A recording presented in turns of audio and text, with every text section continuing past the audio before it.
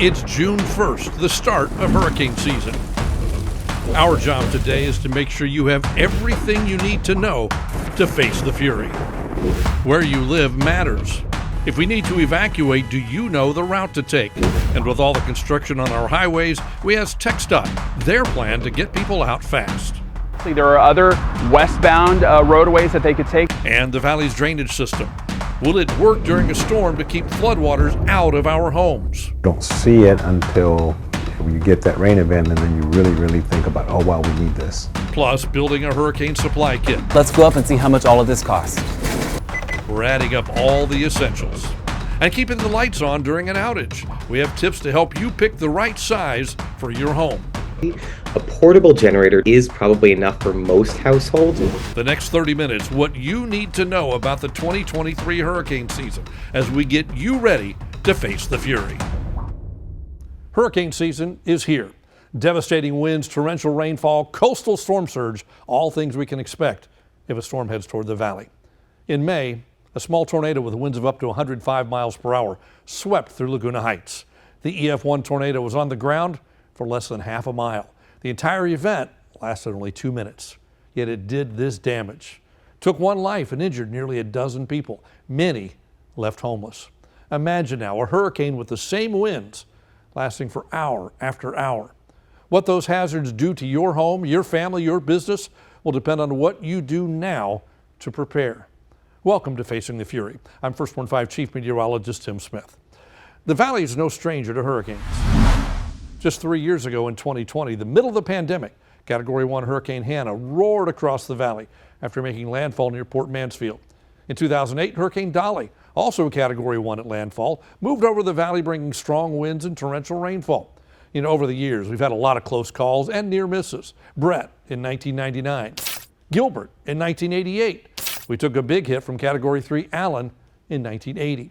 But the benchmark storm for the valley, 1967's Hurricane Beulah, which brought devastating wind and rain to South Texas and northern Mexico.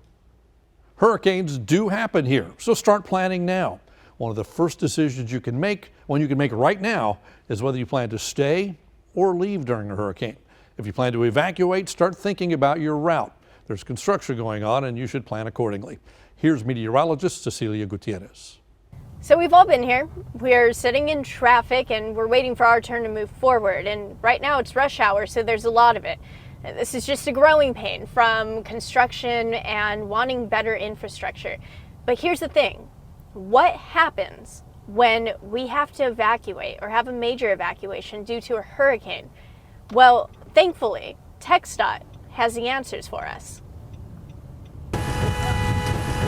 The lines get super long, so we end up just avoiding the highway altogether. Drives that should take around 30 minutes to get home are now taking an hour and a half. We have to deal with the awkward turns and extra bit of time just to go around with the traffic, especially during at night. Traffic is a daily occurrence. We all see it during rush hour. Hundreds of cars backed up on the roads.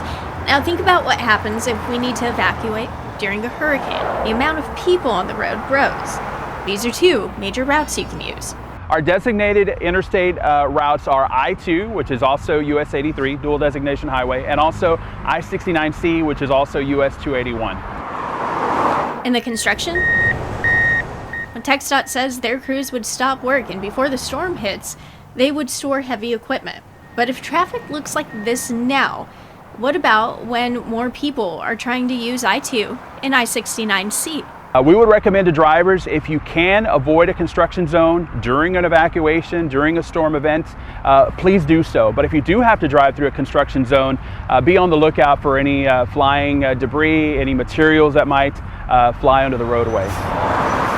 This is a special case for the Valley because of construction along one of our major evacuation routes. The good news, I-2 and I-69C aren't the only way out. There are other westbound roadways that they could take. There's Military Highway, there's State Highway 495, there's US Business 83, State Highway 107. You don't have to take the designated evacuation routes. This map will help you get a better idea of where you need to go. In a worst case scenario, contraflow would be enacted.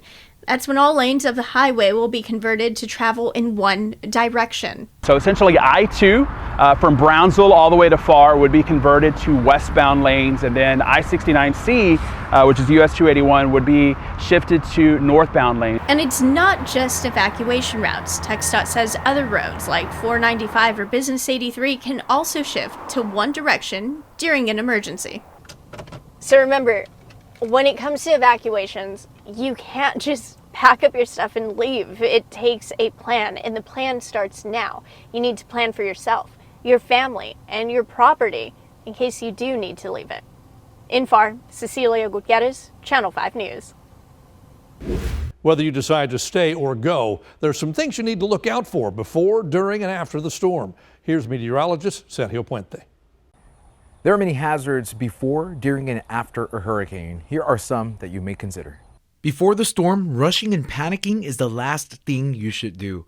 This can lead to accidents. It is important to remain calm, prioritize safety during preparations. Preparing for hurricanes often involves tasks such as boarding up windows, or moving heavy objects like this big, large basketball goal, or outdoor furniture. These activities can put a strain on the body, so it is important to follow proper lifting techniques or ask for assistance if needed. During hurricane preparedness, many people may be using tools they're unfamiliar with using, such as a drill. You might want to check the owner's manual just to take a look at the safety tips for those tools. When installing generators, it is best to hire professionals for installation. But if you're using a portable generator, it's important to follow all safety procedures. Remember to keep the generator dry and in an open space to keep the fumes away. The next thing to consider is the evacuation process. There will be increased traffic congestion, thus a higher risk for accidents. Also remember to fuel up ahead of time. The last thing you want is to be stranded on the side of the road. During the hurricane, stay indoors in a secure location away from windows and doors. Heavy rainfall and storm surge can lead to severe flooding, especially in low-lying areas. High-speed winds in a hurricane can cause significant damage to structures, trees, and power lines. It is crucial to trim weak branches and secure outdoor objects that could become projectiles during the storm. Hurricanes often result in widespread power outages. Have a battery-powered flashlight, a portable radio, and extra batteries on hand. While the immediate threat may have passed, the aftermath of a hurricane can still be dangerous. This manhole is about 2 feet wide. With rising flood waters, this cover can lift up, float away, leaving this manhole uncovered. If I walk through here through 6 inches of water, this may be invisible to me, and I could fall right through that and drown. Standing water can create breeding grounds for mosquitoes and increase the risk of waterborne diseases. Use appropriate protective measures such as insect repellent and follow public health guidelines. Be cautious when entering damaged areas. Assess the structural integrity of buildings and beware of weakened roofs, walls, and floors that could collapse. In Edinburgh, for Facing the Fury, Sergio Puente, Channel 5 News. As we continue, we'll look at how our drainage situation has improved since the last big floods in the valley. We'll have your hurricane supplies checklist, and we'll see just how fast 90 miles per hour Category 1 wind really is. Stay with us.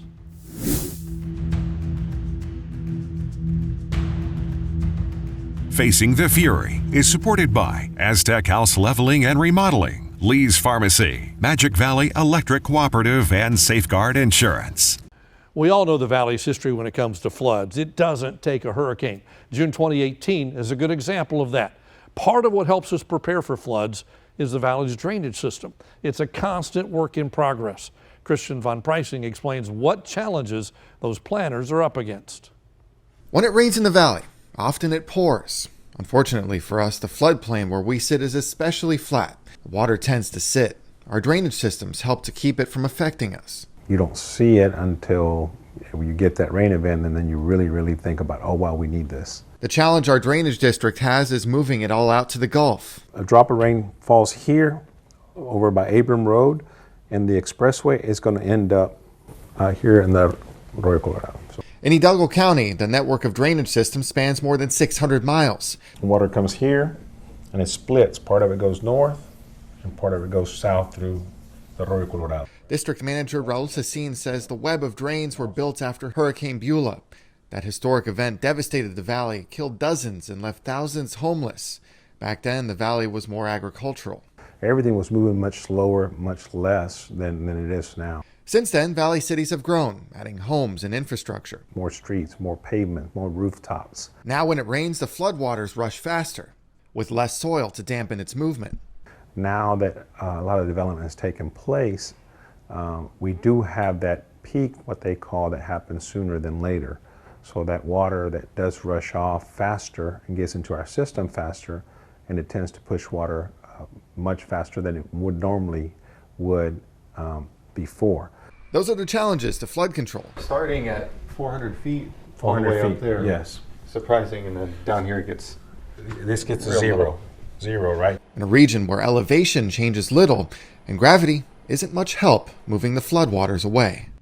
Christian von Preissing, Channel 5 News. Even with improving drainage, there are some areas that are going to flood, some that always do, and some for the very first time.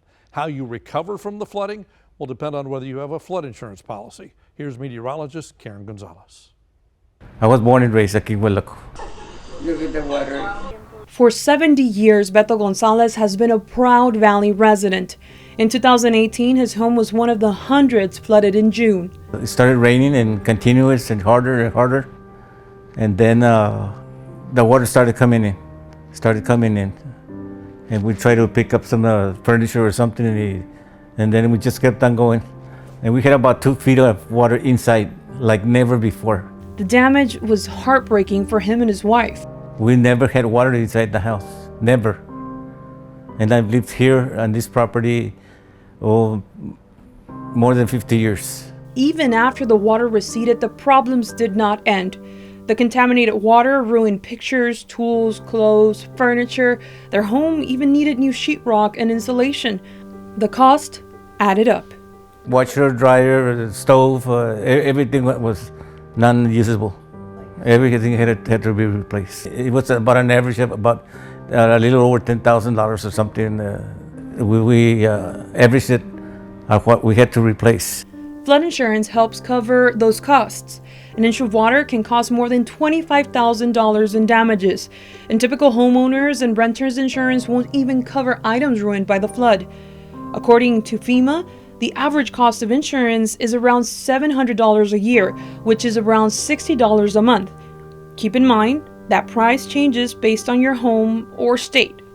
It's been 5 years since the storm, and Gonzalez says he has no plans to leave his home of 50 years. All the kids, the grandkids and family members, everybody, neighborhood, this was the family get-together for all the kids. We had grandkids and compadres and nephews and everybody, and all the boys were in sports, so we would have the whole team como sardinas all over the place. Remember, an area with low flood risk does not mean it cannot flood. Flooding can happen anywhere at any time, even if it's away from a large body of water. Now, if you do want to consider insurance, remember it takes 30 days for it to take an effect. For Facing the Fury, Channel 5 News, Karen Gonzalez. When we come back, we'll go over some things you can do to make your home more resilient to a hurricane's wind and rain. And we'll see how hard it is to stop something flying at you at 90 miles per hour. Don't go away.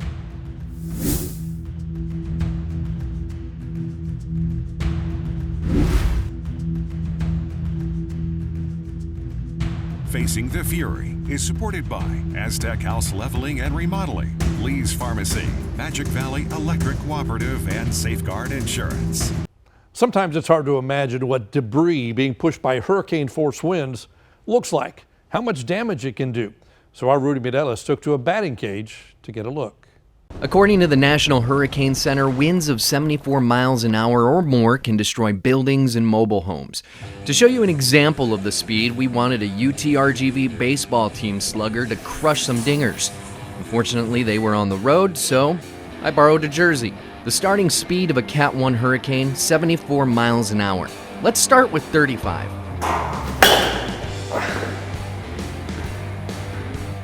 Hopefully Coach Matlock isn't watching for my form, because this is bad. 30 to 35, all right, so 30 to 35 miles an hour. Not terribly fast. I'm connecting, so let's try 55 miles an hour. Oh, my Lanta, that is, woo, that's a lot faster than you think it is when you step into the box. Now finally, 75 miles an hour. That's starting speed to a Cat 1 hurricane. Oof, man, I can just hear it whipping right by. It's so much faster, 55 to 75, that I don't even have time to look at the ball. It's coming so fast that it's already past me before the time I'm quick enough to react.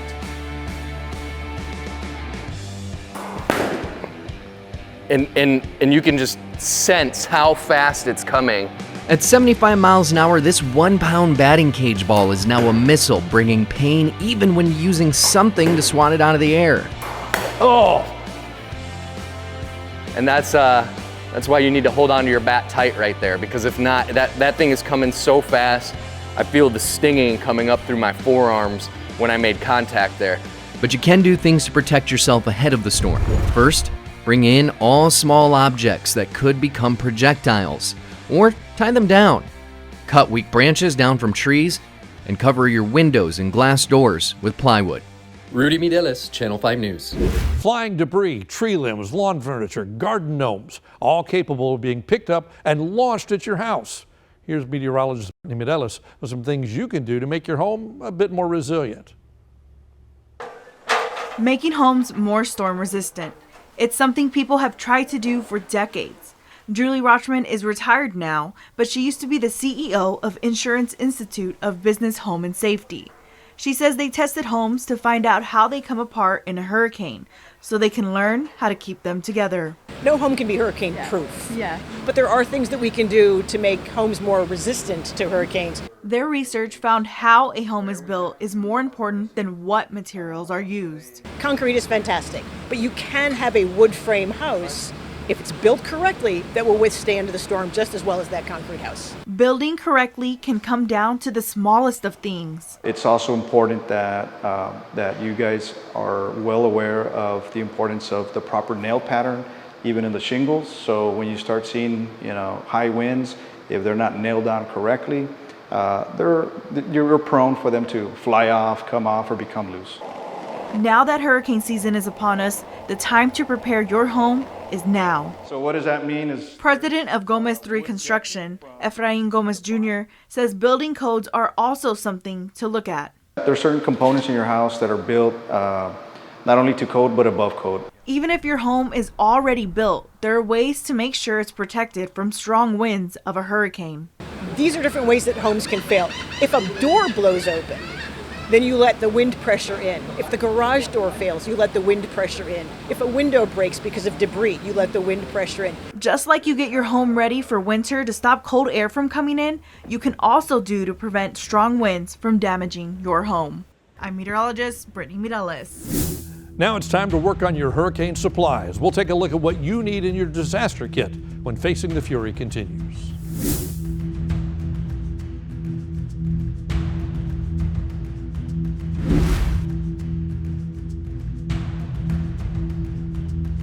Facing the Fury is supported by Aztec House Leveling and Remodeling, Lee's Pharmacy, Magic Valley Electric Cooperative, and Safeguard Insurance. Facing the Fury is supported by Aztec House Leveling and Remodeling, Lee's Pharmacy, Magic Valley Electric Cooperative, and Safeguard Insurance.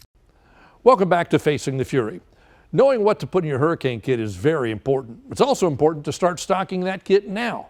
Here's Channel 5's Trey Serna with some things you'll need. We can't control Mother Nature, but we can prepare for her. Hurricane season starts on June 1st and runs to November, but right now is the time to start getting ready. We're here in Mercedes outside Borderland Hardware Store, and we're gonna go inside to show you all the supplies that you should be putting in your hurricane preparedness kit. Let's go.